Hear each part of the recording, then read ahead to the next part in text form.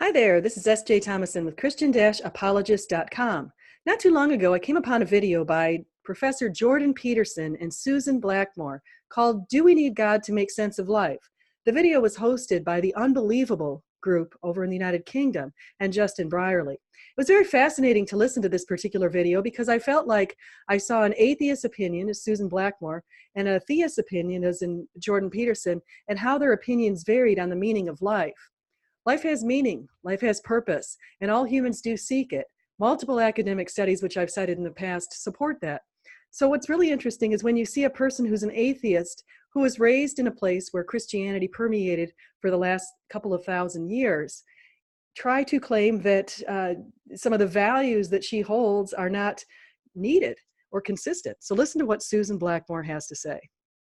We are happiness-seeking creatures, and I have found through practice and growing older that acting gratitude, thinking gratitude, feeling gratitude makes me happier and seems to rub off on other people. So I don't think we are happiness-seeking creatures, and I think it's a low goal. Not because there's something wrong with being happy, because, thank God if you get to be happy now and then. But I don't think that that's what we seek. I think we seek a meaning that's deep enough to sustain us through tragedy. And that is way different. Do you know, when I hit tragedy is too strong a word, I think, but when horrible things happen to me, or I feel, or I read some terrible thing going on in the world, yes, those are tragedies going on in the world, my response is, nothing matters, it's all empty and meaningless. This is how the world is. Get used to it. Get on with it, girl. That's very depressing when you think about it. Get on with it, girl. It's useless. She teaches students too, and I know that she goes through exercises with her students where she asks them to sort of embrace these nihilistic thoughts. Sounds like a very Zen Buddhist way of dealing. I guess it is. Well, it's a paradoxical way, though. It is kind of paradoxical. The first part of that is nihilistic, and the second part isn't. So how do you reconcile those two things? Why get on with it, girl? Because, well, here's another thing. I've often done this with my students. Let's suppose you become nihilistic. Nothing matters. There's no point in doing that. I mean, I think we live in a pointless universe. What are you going to do? And I say to them, like William James in his wonderful thing about getting up in the morning, but that's a slightly different point that he makes there. But I say to them, okay, tomorrow morning, when you wake up, think it's all pointless, there's no point in doing anything. Now, what are you going to do? Well, actually, you're going to need to go to the loo. You're going to get out of bed and you're going to go to the bathroom. And when you're there, you'll think, actually, I'm hungry. I think I want to go down to the kitchen. I probably should put my slippers on. Why don't I get dressed? You go and have something to eat. And then you think, I'm bored. And you go to university and go into your lectures. And, we are not creatures who will just not do anything. To me, to go through that process, which I've done in the past a lot, and it's just natural now, is a very positive way of living. To accept the meaningless and ultimate emptiness of everything, and accept that this creature here, this thing, this evolved creature just will get on with life. But you're not accepting the meaninglessness of it, even by going through those actions that you described. You don't think so? Not at all, because you're acting as if those things are meaningful. Yes, I am. I'm acting as though those things are meaningful. Are you pretending that they're meaningful? Pardon? Are you pretending that they're meaningful? No, I'm not pretending. My way of putting it would be that those meanings are constructed by myself and others. They're personal and they're because the kind of creatures we are, because of the meme But they're not constructed. I'd like to hear Hunger Jordan's isn't response to this. constructed. Neither is your desire to use the loo. None of that's constructed. No, but the fact that there is a loo is part of culture. Yeah, well, thank God for that. Yeah. But thank God, would you do that? Sorry, that's a poor joke. Well, you see, so imagine this. You have the proximal meanings that you described that are sort of a priori, right? Yep. They're handed to you. You might consider them as needs or drives, although they're not. They're personalities. That's not the right way of conceptualizing them. But then there's the intermingling of all those needs and drives, let's say, and that constitutes a new layer of structure, because it isn't just that you have to eat and that you have to use the washroom and that you have to have something to drink and that you have to be warm enough or cool enough to survive. It's that you have to do all those things at the same time in a situation where you're going to have to propagate that across time, and you're going to have to do it with a bunch of other people. Yeah. And it's always been like that. And so what that means is that out of those proximal meanings, higher meanings arise. And you might say, well, those meanings are arbitrary, and I would think those are religious meanings. I wouldn't say they are arbitrary, but I would say they were constructed. And it's very interesting. Reading your book... What do you mean by constructed? Well, they are a consequence of mimetic evolution, of the language that people are brought up in, the culture they live in, the arguments they have. I mean, what about the biology that they're given? Well, we start with the biology, and the memes build on top of that. The memes are biology too. Well, by definition, they are, well... See, this is the thing. I would follow Dawkins in saying, well, talk about genes as biology, talk about memes as culture. That's all I meant by dividing that. But let me say this. Yeah, but I don't accept that division. But I want to get back to what we're saying about meaning. Reading your book made me think a lot about what you mean by meaning, and your claim that we should have a meaningful life or strive for a meaningful life, that meaningfulness is important. And I kept asking myself, do I live that way? What meanings does my life have? And, if I think of something like, well, most of my striving goes into writing my books. And is that meaningful? And again, I have the same response when I ask myself that question. It's just what this body does. You see, she seeks meaning because it's part of our human nature to seek meaning, purpose, and an identity. It's something that's innate to the human being. And it is the answer to the question, do we need God to make sense of life? Of course we need God to make sense of life. God forms the foundation upon which we build our structures and our meaning and our desire for self-actualization. If we go into the Maslow's hierarchy, she had mentioned her low-level needs, such as the need for food and the need to shelter and those sorts of things. But looking at the very high-level needs, that's something that is innate to human beings. Once the low-level needs in Maslow's hierarchy are satisfied, we go for the higher level needs. She is actually fulfilling her needs by writing a book. She's figured out a way that she can feel purposeful, but yet she contradicts herself when she basically says that she has no purpose, no meaning. Life is sort of a nihilistic sort of outlook. And one of the other things that she mentioned was her desire to seek happiness, which Dr. Peterson pointed out, rightfully so, is a low-level desire. One of the things that Christianity did that was very unique, and what Jesus did that was very unique, is he came out with the Beatitudes in his Sermon on the Mount. He said, "Blessed are the poor in spirit, for theirs is the kingdom of heaven. Blessed are those who mourn, for they will be comforted. Blessed are the meek, for they will inherit the earth. Blessed are those who hunger and thirst for righteousness, for they will be filled. Blessed are the merciful, for they will be shown mercy. Blessed are the pure in heart, for they will see God. Blessed are the peacemakers, for they will be called children of God. Blessed are those who are persecuted because of righteousness, for theirs is the kingdom of heaven. Blessed are you when people insult you, persecute you, and falsely say all kinds of evil against you because of me. Rejoice and be glad, because great is your reward in heaven. For in the same way they persecuted the prophets, they who were before you."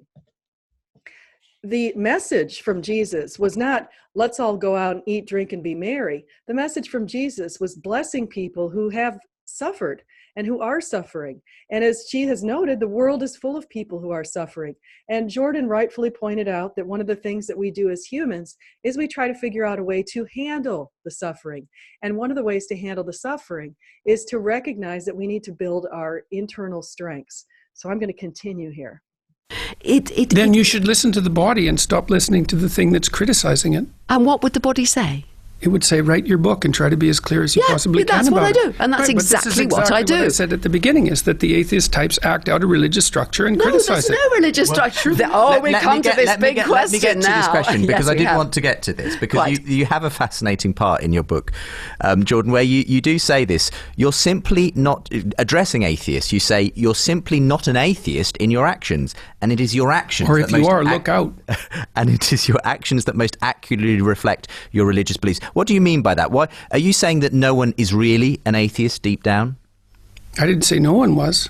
Okay. I said that most of the people who claim to be atheists aren't. So this is why I like Dostoevsky's Crime and Punishment, because Raskolnikov tried to act like an atheist, right? He took the ideas that were floating around, Dostoevsky took the ideas that were floating around in the late 1800s, which are still the ideas that we're discussing today.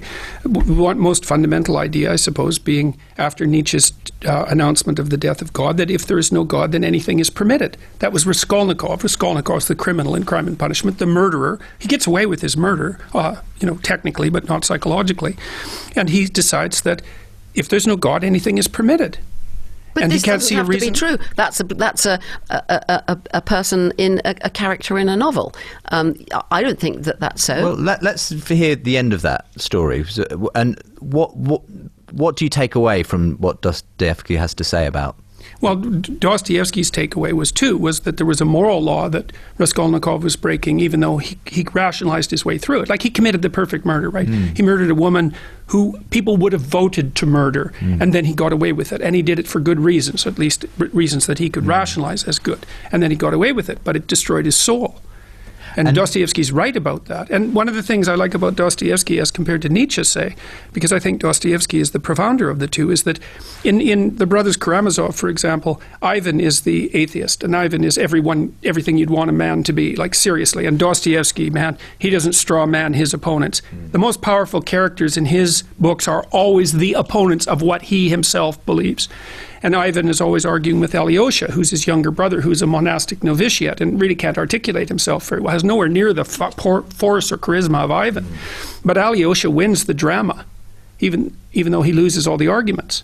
And that's where Dostoevsky is so great. It's like, and this is what you're doing in your life. You're acting out the logos, Susan. That's what you're doing. You're writing books to illuminate the world. Yes. You say, well, I don't believe in that. From a place of meaninglessness. Don't you think it's kind of offensive to say to me that I'm not an atheist when I am? Why don't you answer me this question? Why do you think I don't go around murdering people? Why do you think I go around trying to be... I don't know you well enough to know. Yes, I could have done something. I think often the reason that people don't do it is because they're too cowardly. This was a very interesting debate. And again, I highly recommend, I'll put a link to the debate in the description. I highly recommend you go and watch this debate. I want to mention something that I had heard that relates in a way to some of this kind of stuff, because clearly Susan has decided that she's an atheist, yet as Jordan Peterson has pointed out, she's following a lot of Christian principles. One of the videos that I watched that was really interesting was from Nabil Qureshi. And Nabil Qureshi was raised a Muslim, and he was a very devout Muslim, and his parents told him to be a devout Muslim. And he had Muslim leaders in the background of his family, and there was a lot of pressure on him to stay the course and be a Muslim. And so he kept resisting, as he was searching for the truth, he kept resisting what he felt was the calls of Jesus. And he had a dream one night, and in the dream he was appearing at the door of a banquet, and he saw his friend, who's a Christian, named David Wood. And David Wood was inside this door at this banquet. And Nabil said, he looked at David and he was thinking about how he could get into the banquet.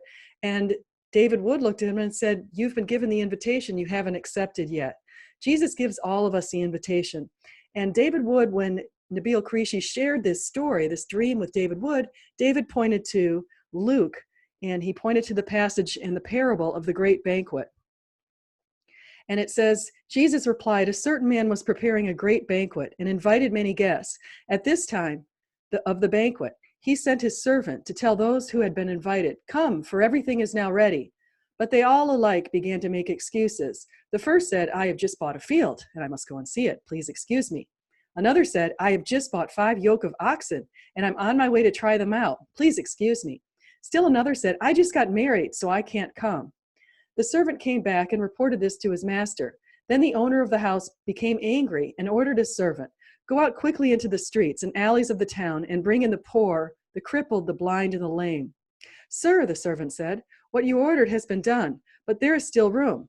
Then the master told his servant, 'Go out to the roads and country lanes and compel them to come in, so that my house will be full. I tell you, not one of those who are invited will get a taste of my banquet.'"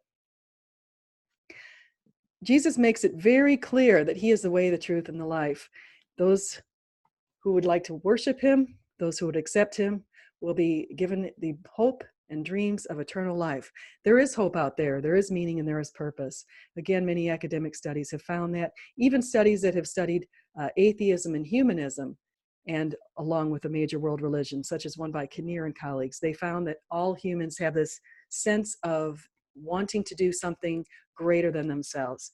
Thank you so much for listening in today. I hope you enjoyed this little snippet from Jordan Peterson and Susan Blackmore.